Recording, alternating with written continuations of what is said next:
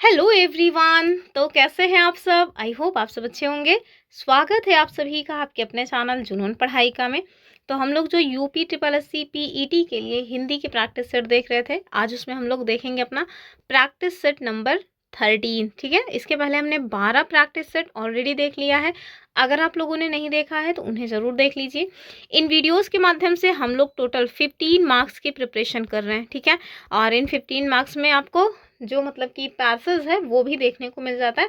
तो हम लोग डेली एक पैसेज डिस्कस करते हैं और जो व्याकरण के अन्य टॉपिक्स दिए हुए हैं उनको भी डेली देखते हैं।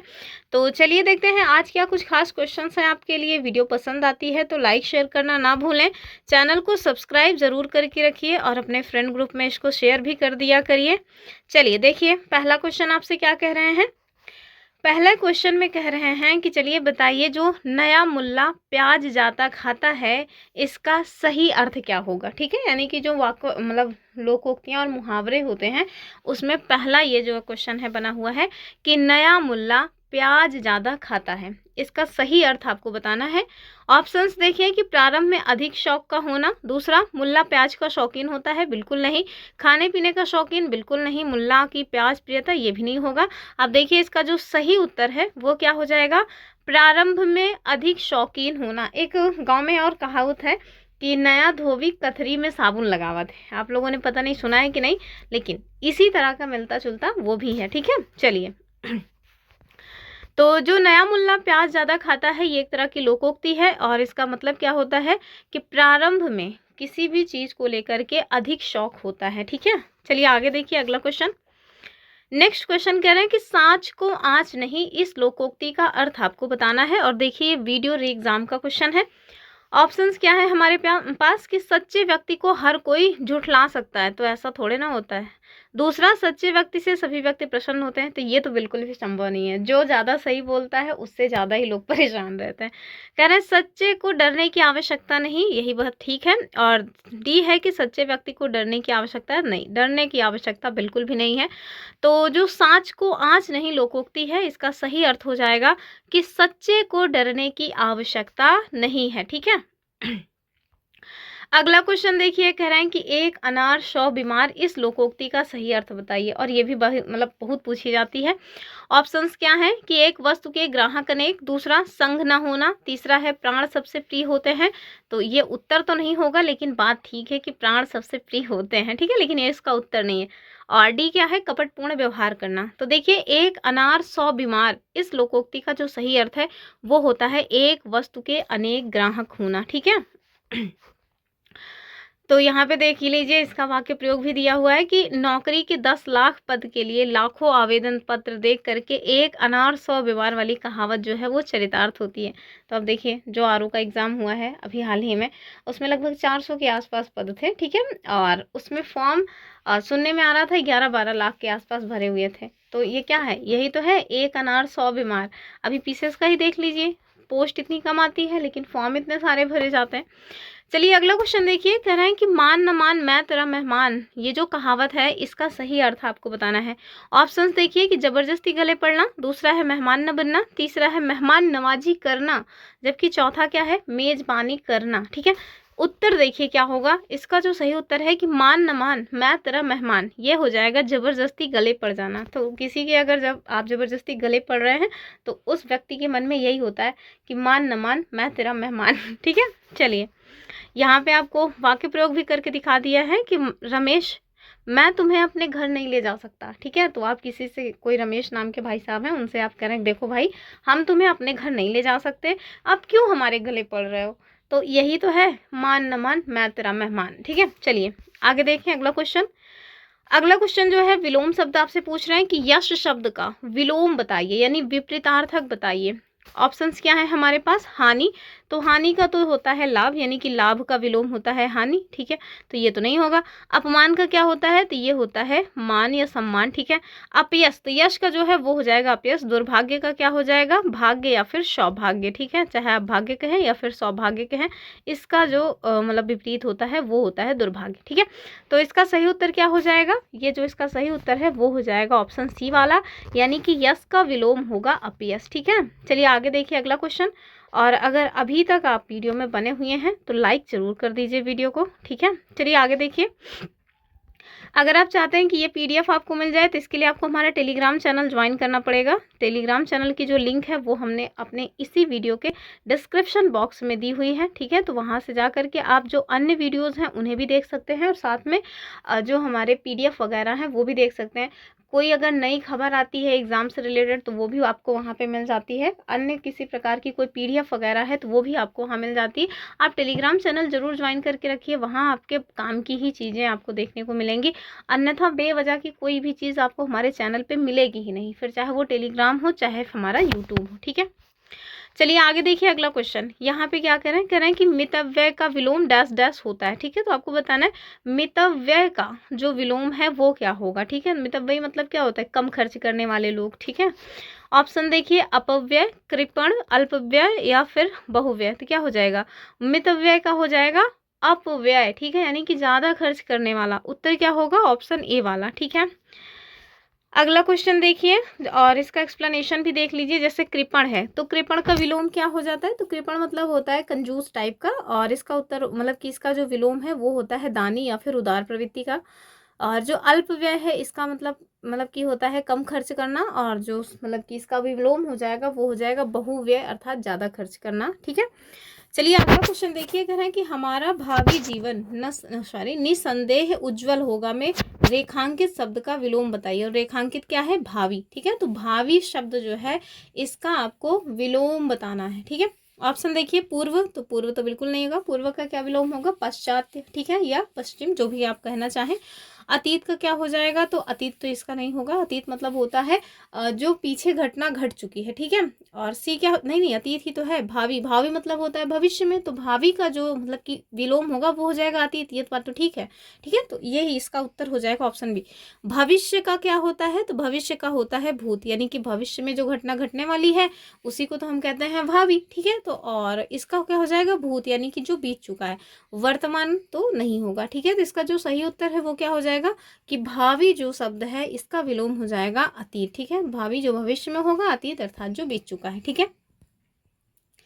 चलिए आगे देखिए अगला क्वेश्चन क्या कह रहे हैं, कह रहे हैं कि बहिरंग का विलोम आपको बताना है। ऑप्शन देखिए, सर्वांग बिल्कुल नहीं, अभ्यंग नहीं होगा, चतुरंग नहीं होगा, अंतरंग हो जाएगा। क्या हो जाएगा, अंतरंग, ठीक है। तो बहिरंग का जो विलोम शब्द है वो है अंतरंग। चलिए आगे देखिए, कह रहे हैं कि इनमें से आकाश का पर्यायवाची कौन सा नहीं है। अगर आप प्रीवियस क्वेश्चंस उठा करके देखेंगे जो पेट के द्वारा कंडक्ट कराए गए हैं उसमें सबसे ज़्यादा जो क्वेश्चन पूछा गया है 5 नंबर वाले में वो पर्यायवाची ही है। तो इस वजह से थोड़ा पर्यायवाची, और पर्यायवाची ना कहीं थोड़ा टफ पड़ जाता है। क्यों टफ पड़ जाता है, क्योंकि एक ही शब्द के बहुत सारे पर्यायवाची मिल जाते हैं। और आजकल तो क्वेश्चन पूछने का तरीका भी चेंज हो चुका है। एक ही क्वेश्चन में वो लोग 16 पर्यायवाची पूछ लेते हैं, और भी उनका मन करेगा तो वो भी पूछ लेंगे। तो थोड़ा मतलब कठिन स्तर का बन जाता है ये क्वेश्चन। यही कारण है शायद एग्जामिनर्स के फेवरेट होते हैं, क्योंकि उनके पास एकदम खुला संसार होता है कि ढेर सारी चीज़ें हैं, कुछ भी उठा के डाल देंगे।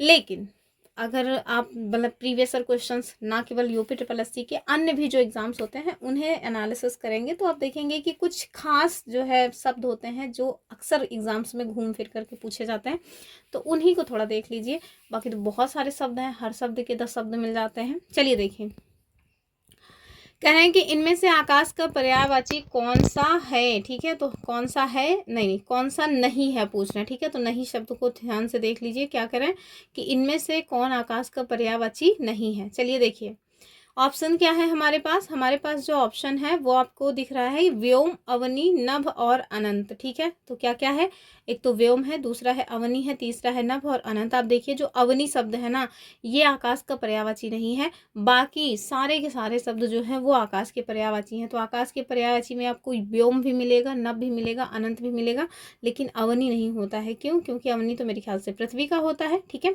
चलिए इसका एक्सप्लेनेशन देख लीजिए। तो जो अवनी शब्द आपको दिख रहा है ना, इस अवनी शब्द के जो अन्य मतलब कि जो आकाश है इनके अन्य जो पर्यायवाची है पहले उन्हें देख लीजिए। आकाश के अन्य पर्यायवाची में आसमान हो जाएगा, गगन हो जाएगा, मंडल भी होता है, व्योम तो होता ही है, तारापथ हो जाता है, नभ हो जाएगा, नभ मंडल हो जाएगा, शून्य हो जाएगा, अंतरिक्ष हो जाएगा, और इसको जरूर देख लीजिए देव और अनंत। ठीक है। वहीं अगर हम पृथ्वी के अन्य पर्यायवाची देखें तो जो अवनी शब्द दिया था वो पृथ्वी का ही पर्यायवाची था, तो इसके अन्य पर्यायवाची क्या हो जाएंगे? एक तो भू होता ही है, धरा हो जाएगा, वसुंधरा होता है, अचला होगा, वसुधा होगा, रत्नगर्भा, अभी हम लोग एक मतलब की जो पैसेज लेंगे ना वो भी इसी रत्नगर्भा से ही संबंधित है।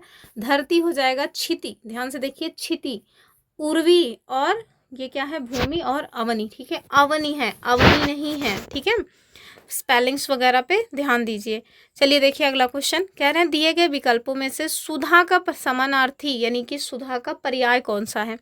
ऑप्शन देखिए, प्यासा तो बिल्कुल नहीं होगा, नीर, नीर मतलब जल होता है तो ये तो जल का पर्याय बिल्कुल नहीं है, अमृत या फिर तृष्णा, तो तृष्णा मतलब होता है इच्छा, तो ये भी नहीं होगा। अब देखिए अमृत हो जाएगा, सुधा जो है ये होता है अमृत, और अमृत का ही पर्यायवाची बन जाता है सुधा। ठीक है, अगला क्वेश्चन देखिए, उसके पहले इसका जो व्याख्या है वो देख लीजिए कि सुधा का समानार्थी शब्द क्या होता है? अमृत होता है। ठीक है, नीर शब्द तो जल का पर्याय होता है। अमृत के जो अन्य पर्यायवाची हैं उन्हें देख लीजिए, सोम। ठीक है, सोम के साथ साथ सुधा है, सुधा के साथ अमीय है, पीयूष है, मधु है, और सुरभोग है। ठीक है, क्वेश्चन नंबर 11 में देखिए आपसे क्या कह रहे हैं? कह रहे हैं कि स्थिर शब्द दिया हुआ है, आपको बताना है इसका पर्यायवाची कौन सा है। ठीक है, विलोम में नहीं ढूंढना है आपको, इसमें पर्यायवाची ढूंढना है। तो स्थिर का पहला शब्द जो दिया है स्थिरता, तो स्थिर का ये जो स्थिरता है ना ये पर्यायवाची नहीं बनेगा, ये जो है विशेषण बन जाएगा। ठीक है, तो ये स्थिर का विशेषण शब्द है, ना कि पर्यायवाची। ठीक, तो ये तो नहीं होगा। दूसरा क्या है? निश्चलता, तो ये भी नहीं होगा। आप देखिए स्थिर शब्द का जो सही पर्याय है ना ये हो जाएगा अडिग। ठीक है, तो स्थिर अडिग ये जो है ना मतलब कि एक दूसरे के पर्याय हो जाएंगे। ठीक है, तो यहाँ पे देखिए स्थिर शब्द का जो पर्याय है वो है अडिग, और इसके कुछ अन्य पर्याय कौन कौन से हो जाएंगे? एक तो निश्चल हो जाएगा, दूसरा दृढ़ हो जाएगा, तीसरा अस्थायी, और चौथा स्थावर। तो आप देखिए यहाँ पे जो दृढ़ता शब्द था वो क्यों नहीं होगा? क्योंकि दृढ़ जो है इसका पर्याय होता है, और दृढ़ से इसका विशेषण बना हुआ है दृढ़ता। ठीक है, तो इसी वजह से ये नहीं हुआ। चलिए अगला क्वेश्चन देखिए, और हमारा अगला क्वेश्चन जो है वो आपसे क्या कह रहे हैं? कह रहे हैं मार शब्द का पर्यायवाची, अभी हाल ही में पूछा गया था। ऑप्शन देखिए, जादू, अधम, स्वर्ण या फिर अनंग। तो जो मार है ना, मार शब्द का जो पर्यायवाची है वो किसका है? अनंग का। ठीक है, यहाँ पे देखिए इसकी व्याख्या कि जो मार शब्द है ये पर्यायवाची अनंग का है, और अनंग जो है ये किनको कहते हैं? तो कामदेव को कहते हैं। मतलब कामदेव की पर्यायवाची इतनी पूछी जाती है, और इनकी एक पर्यायवाची है कौन सी है? पुष्प धनवा। ठीक है, पुष्प धनवा इतनी बार, एक सेकंड कैसे लिखा रहा है? पुष्प धनवा, देखिए ये इन्हीं की पर्यायवाची है पुष्प धनवा, और ये बहुत बार पूछी गई है, अच्छे से लिखा ही नहीं रहा है, पुष्प और ये हो गया धनवा। ठीक है, इस तरह से लिखा जाता है।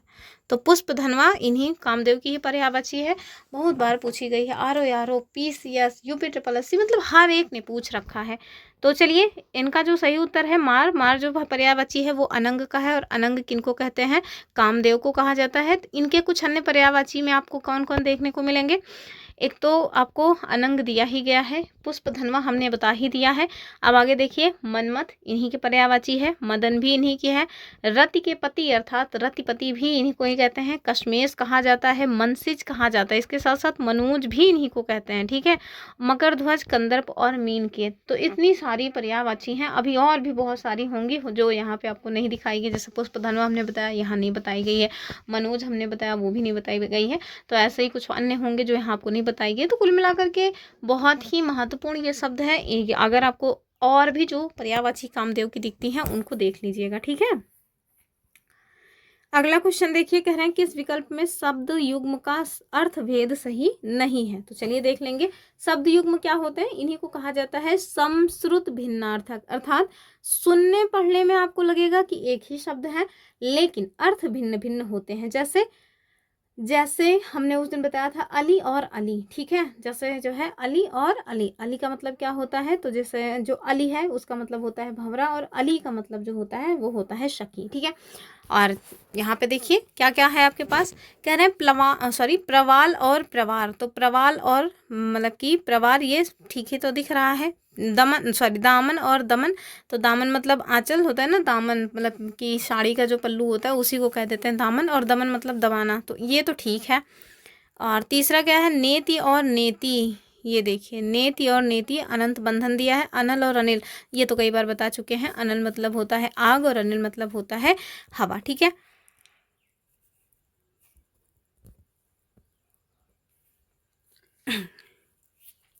तो इसका जो सही अर्थ मतलब सही जो उत्तर है वो क्या हो जाएगा, वो हो जाएगा ऑप्शन सी वाला, यानी कि नेति और नेति जो दिया है वही गलत है, बाकी जो अन्य है वो सब सही है। तो नेति और नेति का जो मतलब है वो जाने रहिए कि नेति जो है उसका मतलब होता है अनंत, और अनंत अभी हमने बताया था किसका पर्यायवाची था, तो आकाश का। वही जो नेति है ये क्या है, ये मथानी की रस्सी होती है। तो पहले घी वो निकालने के लिए जो है वो मतलब मक्खन में मथानी डाली जाती थी और उसमें रस्सी लगा करके घी वगैरह निकाला जाता था। अभी तो हम लोग देखते हैं मम्मी लोग हमारी हाथ से ही जो मथानी है उसको चला लेती हैं, छोटी छोटी तो रहती ही हैं। ठीक है, तो कुल मिलाकर के मक्खन से घी निकालने का एक प्रोसेस होता है मथानी की द्वारा, वही है। चलिए आगे देखिए अगला क्वेश्चन। अगले क्वेश्चन में कह रहे हैं कि किस विकल्प शब्द युग्म का अर्थ भेद सही नहीं है। शब्द युग्म में क्या क्या दिया हुआ है, तो वही शब्द युग्म है, समश्रुत भिन्नार्थक ही है। शब्द युग्म का मतलब यही होता है कि सुनने पढ़ने में समान शब्द लेकिन अर्थ भिन्न भिन्न होते हैं, जैसे बलि और बलि। ठीक है, तो बलि मतलब क्या होता है बलवान, और बलि मतलब कह रहे हैं गाय, तो ऐसा तो नहीं होता, बलि मतलब गाय नहीं होता, ये तो एक प्रकार का टैक्स हुआ करता था, तो या उपहार भी कह सकते हैं। तो यही वाला मेरे ख्याल से गलत होना चाहिए। नागर और नगर जो है उसको देख लीजिए, तो नागर मतलब होता है जो नगर में रहने वाले हैं अर्थात नागरिक, और नगर मतलब शहर होता है। कुल और कुल का देखिए, तो कुल मतलब होता है वंश और कुल मतलब होता है नदी का किनारा।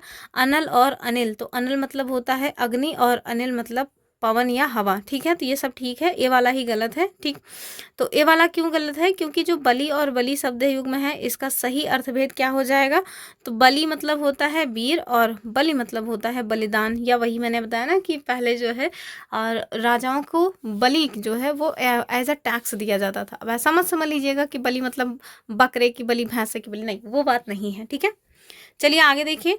अगला क्वेश्चन जो है वो आपसे कह रहे हैं कि भवन और भुवन का अर्थ किस विकल्प में सही है। ठीक है, तो भवन और भुवन का अर्थ बताना है। ऑप्शन देखिए, आकाश और संसार।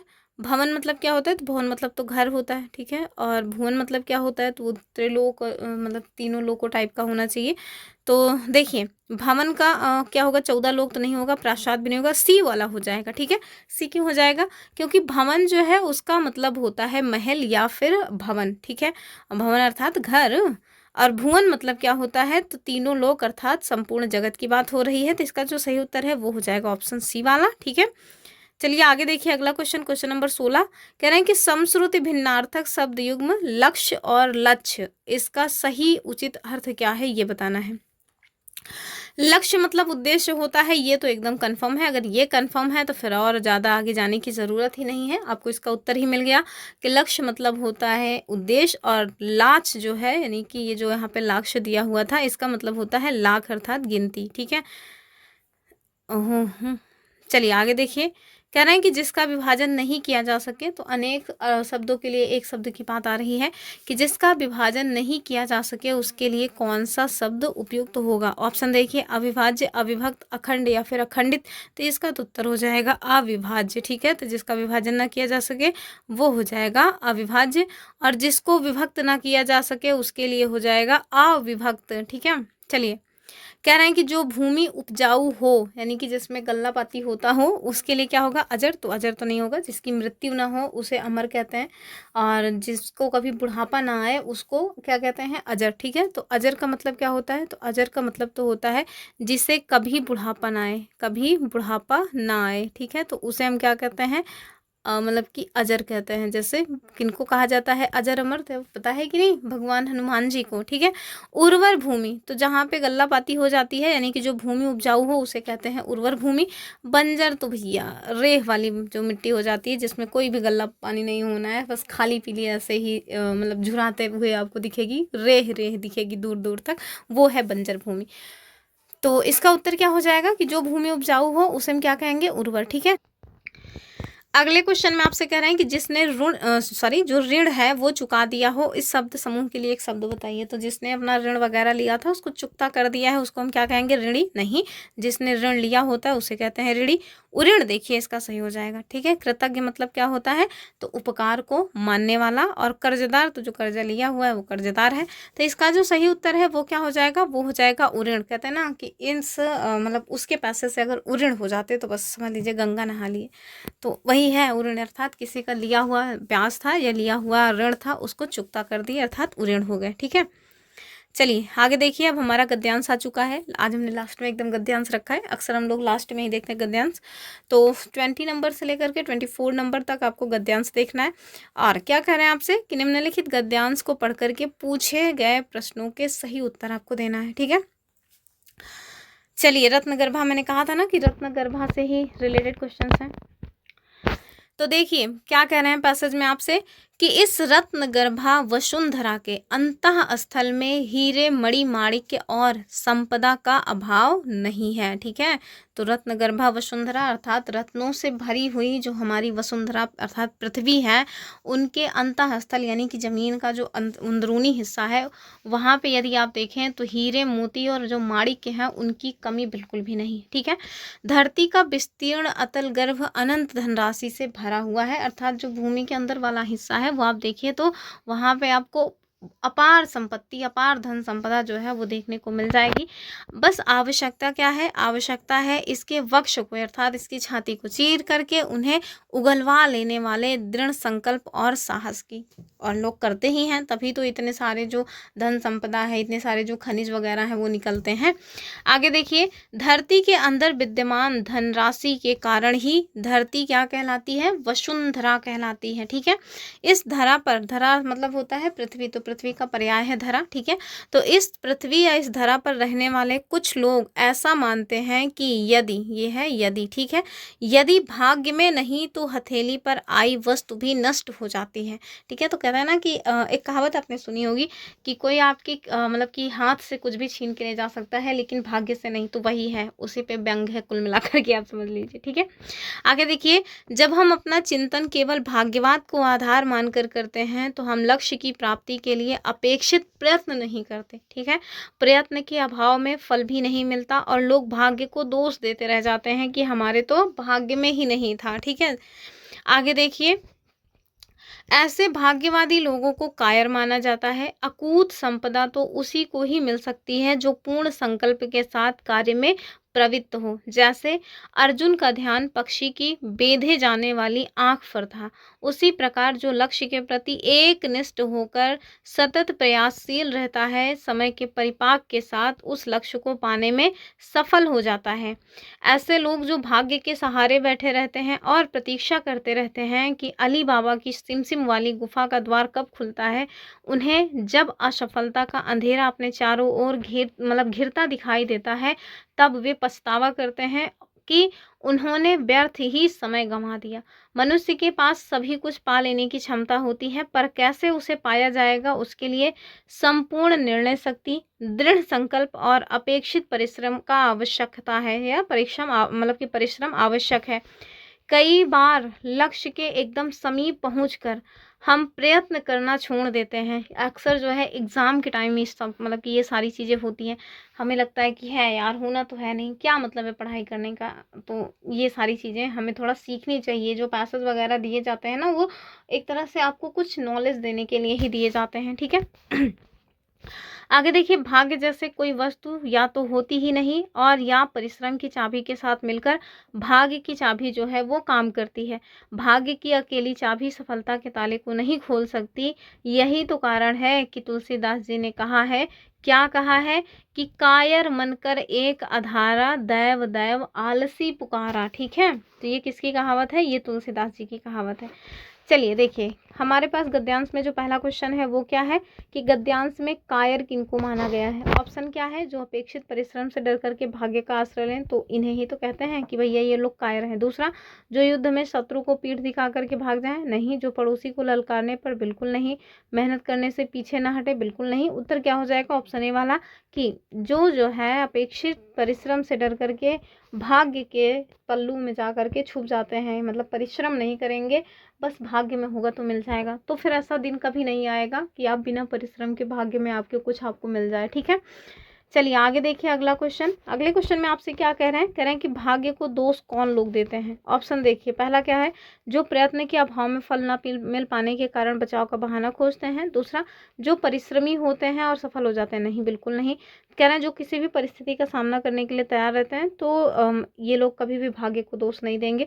तीसरा, जिनको पहले से पता होता है कि उन्होंने मेहनत नहीं की और वे सफल होने वाले नहीं हैं। तो देखिए पहला और लास्ट वाला दोनों ही कंफ्यूजिंग है, लेकिन जब उत्तर आप इसका देखेंगे तो पहला वाला हो जाएगा कि जो भी पैसेज में दिया गया है वो यही दिया गया है कि जो प्रयत्न के मतलब के अभाव में फल ना मिल पाने के कारण अपने बचाव के लिए एक बहाना खोजते हैं, उनको यही वाला बहाना मिल जाता है कि भाग्य में नहीं था। ठीक है, भगवान रूठे हुए हैं। चलिए आगे देखिए अगला क्वेश्चन क्या है। ये हम सब के साथ होता है, ऐसा नहीं है कि मतलब केवल पैसेज की बात है, ये हमारे आपके सभी के साथ होता है। हम लोग जब उस लेवल का परिश्रम नहीं करते हैं जिस लेवल के परिश्रम की एग्जाम में डिमांड है, तो लास्ट में हम क्या कहते हैं, नसीब में नहीं था, भाग्य में नहीं था। मिलता उन्हीं को है जो भाग्य मतलब कि लेकर के आते हैं। तो भाग्य हर कोई लेकर के नहीं आता, लेकिन हाँ परिश्रम करने का जज्बा तो हम लोग ला ही सकते हैं। कुल मिलाकर के परिश्रम करने से चूकना नहीं चाहिए। अंत में लास्ट विकल्प होता है जब आपने हर तरह का परिश्रम कर लिया और आपको चीज़ें नहीं अचीव हुई, तो फिर आप समझ लीजिए कि भाग्य में नहीं है। लेकिन जब तक आप मतलब कि जम करके परिश्रम नहीं करते, तब तक फिर ये कहना कि भाग्य में नहीं है, भाग्य में होगा तो होगा, तो फिर ये तो बेकार सी बात है।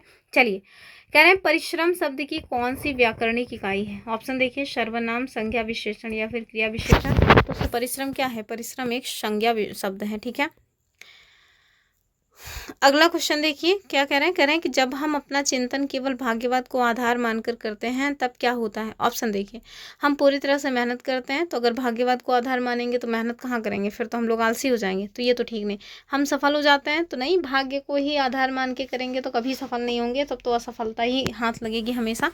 तीसरा कह रहे हैं कि हम लक्ष्य की प्राप्ति के लिए अपेक्षित प्रयत्न नहीं करते और असफल होते हैं, बस यही बात है। ठीक है, तो आप देखिए जब हम अपना चिंतन केवल भाग्यवाद को आधार मान के करते हैं, तो हम क्या करते हैं, हम अपने लक्ष्य की ओर जो है प्रयत्न ना करके क्या करते हैं, भाग्य के सहारे बैठ जाते हैं और असफल होते हैं, फिर भाग्य का रोना रोते हैं। ठीक है, चलिए अगला क्वेश्चन देखिए, और यही लास्ट क्वेश्चन भी होना चाहिए आज की वीडियो का। क्या कह रहे हैं जीवन में भाग्य का फल किसको मिलता है। ऑप्शन देखिए, कह रहे हैं कि जो भाग्य की अकेली चाबी में सफलता के ताले को खोलने का प्रयास करते हैं। दूसरा, जो भाग्य के सहारे बैठे रहते हैं और प्रतीक्षा करते रहते हैं कि अली बाबा की सिमसिम वाली गुफा का द्वार कब खुलता है। क्या करें, जीवन में भाग्य का फल किसको मिलता है। अच्छा, तीसरा, जो परिश्रम की चाबी के साथ भाग्य की चाबी को मिला करके सफलता का ताला खोलने का प्रयास करते हैं। और लास्ट करें, जो देव पुकार कर सफलता के ताले को खोलने का प्रयास करते हैं। तो ये भी नहीं होगा, दूसरा भी नहीं होगा, पहला भी नहीं होगा। इसका जो सही उत्तर है वो हो जाएगा सी वाला। ठीक है, तो जीवन में भाग्य का फल उन्हीं को मिलता है जो लोग परिश्रम की चाबी के साथ भाग्य की चाबी को मिला करके सफलता का ताला खोलने का प्रयास करते हैं। ठीक है, तो परिश्रम भी कीजिए, भाग्य को भी कहिए कि हाँ हमने अपना परिश्रम किया, हमने अपना बेस्ट दिया है, 100% दिया है। अब अगर हमारे नसीब में होगा तो हमें जो चीज़ें जिसकी ओर हम अग्रसर हैं वो प्राप्त हो जाएंगी। ठीक है, तो टोटल जितने क्वेश्चंस पूछे गए थे वो सब हमने देख लिया है। और ये दरअसल मैंने आपको बताया नहीं कि ये जो पैसेज हमने लिया था ये कब का है, तो ध्यान से देख लीजिए। यूपीएससी पीटी का जो एग्ज़ाम हुआ था 28 अक्टूबर 2023 को शिफ्ट 2 में, उसमें ये मतलब पैसेज पूछा गया था, तो वहीं से हमने इसको लिया हुआ था। तो आज के लिए इतना ही रखते हैं। आई होप आपको वीडियो पसंद आई होगी, और वीडियो पसंद आई है तो लाइक शेयर करना ना भूलें। चैनल को सब्सक्राइब करके ज़रूर रखिए और बगल में जो घंटी वाला आइकन है उसको प्रेस कर दीजिए ताकि नोटिफिकेशन आपको डेली टू डेली टाइम से मिलता रहे। और अपने फ्रेंड ग्रुप में शेयर करना ना भूला करिए, एटलीस्ट आप लोगों के लिए ही ये प्रयास है। इन सारे प्रयासों को करने में काफ़ी परिश्रम लगता है, तो आप लोगों से एक बस यही छोटी सी उम्मीद रहती है कि आप लोग वीडियो को लाइक कर दिया करिए और अब कम से कम एक बार शेयर कर दिया करिए, अपने स्टेटस पे ही लगा दिया करिए। और चैनल को सब्सक्राइब तो बस एक ही बार करना है, एक बार अगर सब्सक्राइब कर लेंगे तो बार बार करना ही नहीं है। तो चलिए फिलहाल के लिए आज की वीडियो को करते हैं समाप्त। आई होप आपको वीडियो पसंद आई होगी। एक प्यारा सा कमेंट करके आप हमें मोटिवेट कर सकते हैं। फिर मिलेंगे अपनी नेक्स्ट वीडियो में, तब तक के लिए नमस्कार एंड जय हिंद।